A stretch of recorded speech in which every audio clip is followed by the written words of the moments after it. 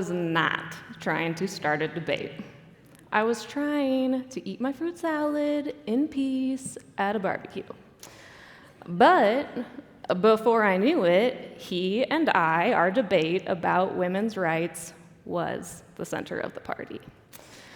Now, at the time, I was in the middle of a graduate degree in women and gender studies. Also, I'm a woman, so I argued what I know through scholarship and lived experience to be true. And he, a dear friend of mine, a good guy, disputed every point. But then something happened. Another man interjected, repeating the exact same points I had just made. And the first guy, he turned, made direct eye contact, listened without interrupting, and began nodding. "Yeah," he said, "exactly." And then he turned back to me and said, "See?" I often talk about this story as the beginning of my work, but the truth is I could tell you 100 more just like it. Times I got the message that as a woman, my voice was somehow less important.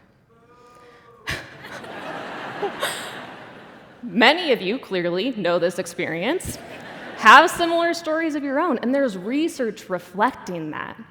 Scholars call this the gender credibility gap. It's the phenomenon in which women are perceived to be less credible than their male counterparts. Don't believe me? It's fine. A man has said the exact same thing. Damon Young, quote, "Generally speaking, we men don't believe things when they're told to us by women. Do we think women are pathological liars? No. But does it generally take longer for us to believe something if a woman tells it to us than if a man told us the exact same thing? Definitely." Now, here I am on this TEDx stage. I have multiple degrees. I have been thoroughly vetted.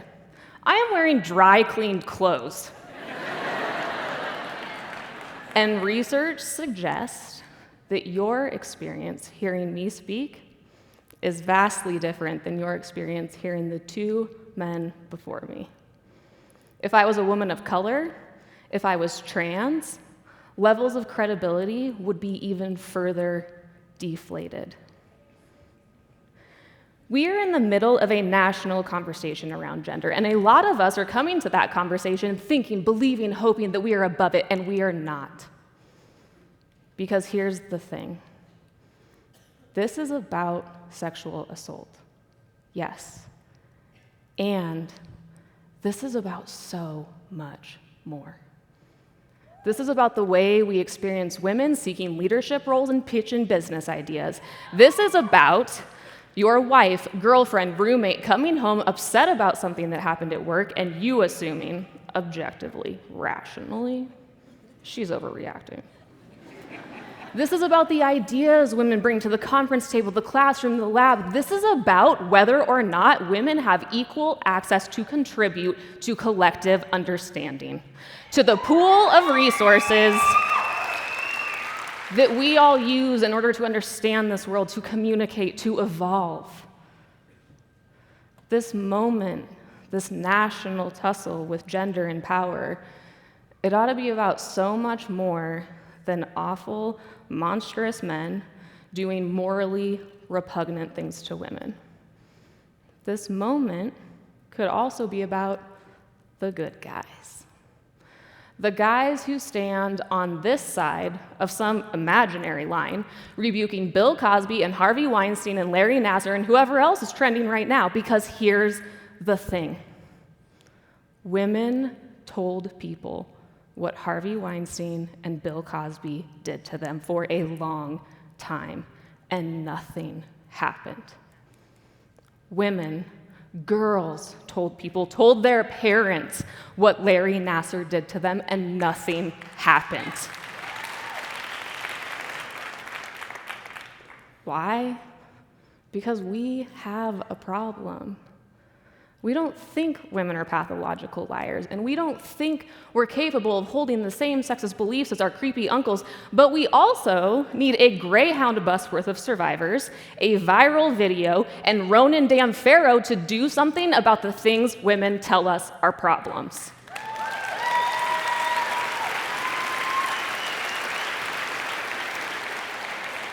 So, after this barbecue, I started to think, if this was going to happen, if my life was going to be shaped by the gender credibility gap and good people thinking that they couldn't perpetuate sexism because they didn't rape or assault or harass, I was going to do something about it. But how do you get people to believe you about people not believing you when people don't believe you? But that's when I realized I could use the gender credibility gap. I could make the gender credibility gap my Trojan horse. I could trick people into listening to women's truths, ideas, experiences by emphasizing the credibility gap itself.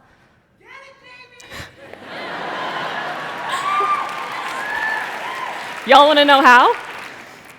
By having men do the talking. So I started collecting stories from women of all ages, backgrounds, bodies, degrees of gender conformity.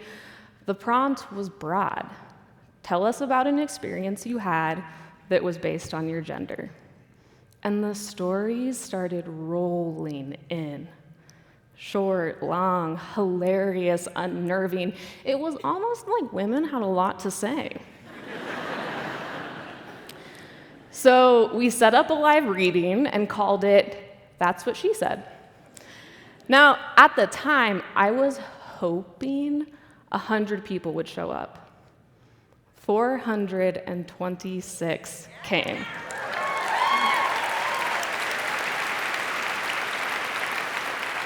It was standing room only.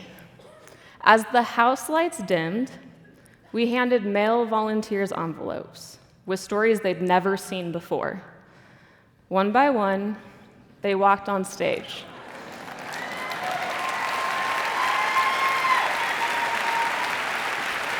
They haven't done anything yet.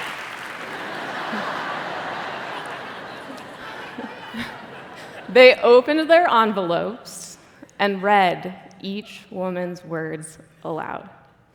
It sounded kind of like this.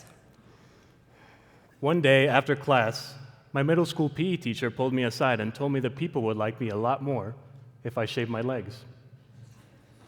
Or this. The man who trained me at work is known for joking around and being generally ridiculous. One day, about 2 years into me working there, he tried some of his new material out on me in front of multiple coworkers. You know, he said, looking me up and down, you really bring out the Brock Turner in me. Later, when I would bring it up to our boss, who witnessed the entire situation, I would be told that it was just a joke. Jokes are funny.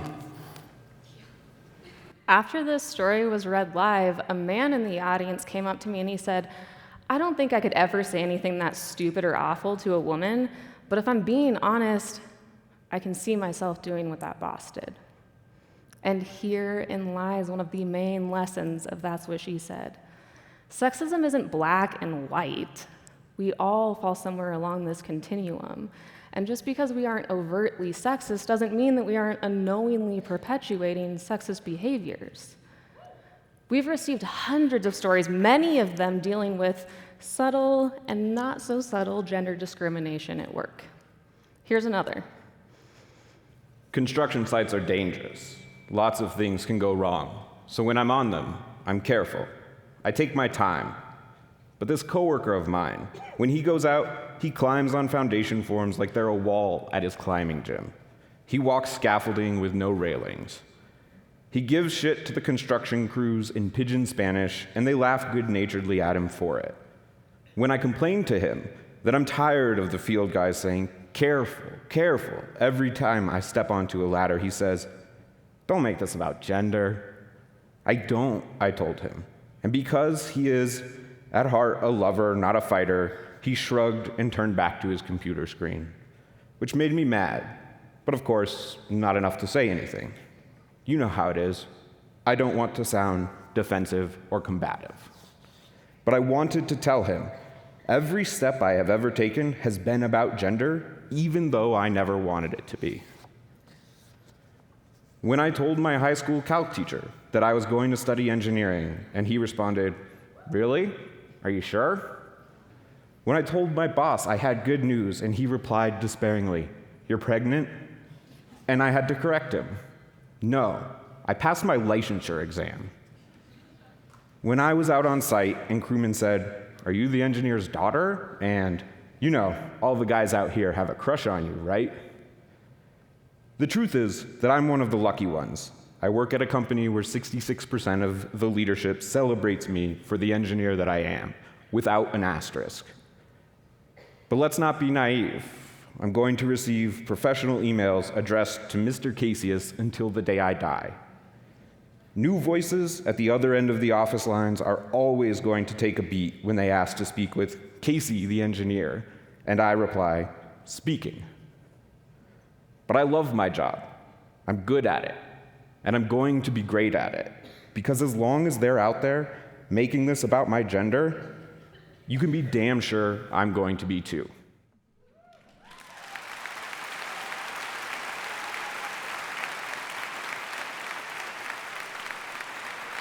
Despite her experiences, despite her qualifications, this author was persistently doubted at work, even in her ability to comprehend her own experiences. But as I said earlier, this isn't just something that men do to women. When I was 24, I met with 3 lenders to see if I qualified for buying a house. I did. So I contacted a real estate agent. She asked me a load of questions and eventually said, "I really want to show you this condo that just came on the market." I had no doubt that I wrote house in my original email, and I said house at the beginning of the conversation, but I figured maybe it was an honest miscommunication. "I actually want a house, like a single-family house," I said, "a detached dwelling." There was a pause. "Oh, okay, sure. Yeah, so we'll just look at houses then." The first day, we saw 3 houses before she said, "You know, I know you said you really wanted a house, but there are condos not far from here within walking distance of an outdoor mall. Why don't we just look?" A couple of months later, I was working with another agent, Anne. After seeing a few no-goes, she said, "Maybe as a single young woman, a condo is the best option for you." I wish I could tell you that I said, "Hell no, Mama Ann."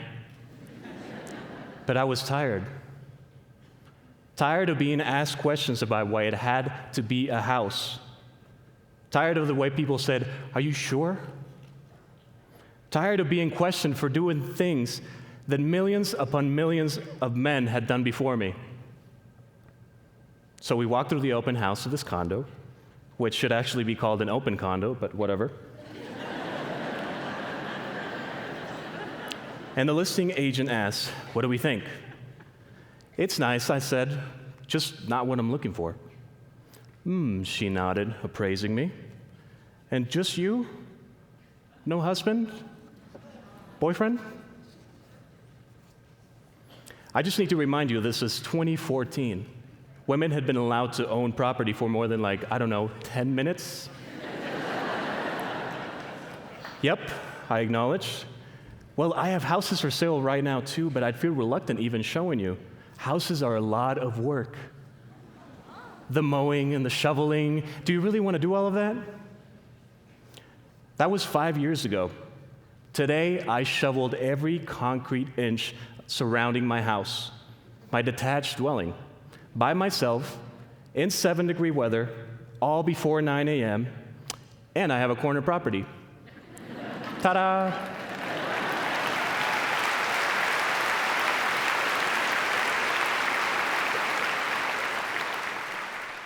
Women. Those were women questioning what a woman could, should do. That's how ingrained this is in all of us. None of us are good guys or bad guys, feminist or sexist, the problem or the solution. We are, in different moments, all of those things. So that's terrifying. But it's also hopeful, right? Because it means that in any given moment, we have the ability to choose. To choose between inadvertently following our unconscious thoughts or recognizing and stepping in front of them. I love That's What She Said because people hear women's stories. Hear them in a way that helps them realize perhaps we have never heard women's stories, not the way we ought to.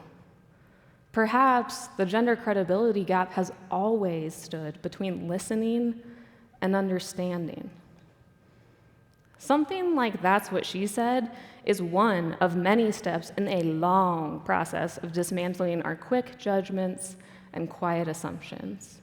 Because we don't even know what's possible when we start listening to, hearing, believing, learning from women.